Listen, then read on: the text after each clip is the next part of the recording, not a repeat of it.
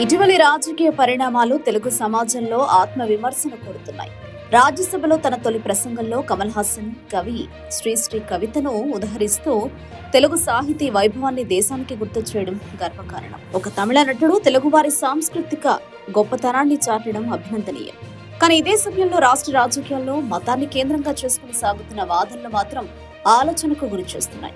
ముఖ్యంగా చంద్రబాబు నాయుడు మరియు పవన్ కళ్యాణ్ లడ్డూ ప్రసాదం వివాదం పదే పదే ప్రస్తావించడం ద్వారా రాజకీయ లాభం పొందాలని ప్రయత్నం చేస్తున్నారన్న విమర్శలు వెలువెత్తుతున్నాయి.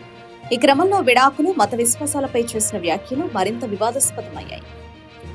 రాజ్యాంగానికి కట్టుబడి ఉండాల్సిన పాలకులు వ్యక్తిగత విశ్వాసాలను చట్టాలపై మోపడం సరికాదన్న అభిప్రాయం బలంగా వినిపిస్తోంది.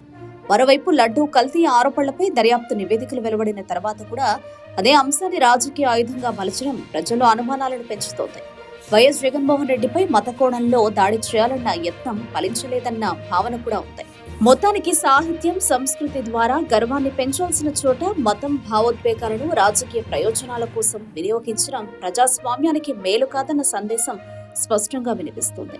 పాలకులు స్వయం కృతాపరాధాల నుంచి తప్పించుకోవడానికి మతాన్ని తెరపైకి తేవడం కాకుండా ప్రజా సమస్యల పరిష్కారంపై దృష్టి పెట్టాల్సిన అవసరం ఉందని ఈ పరిణామాలు గుర్తు చేస్తున్నాయి.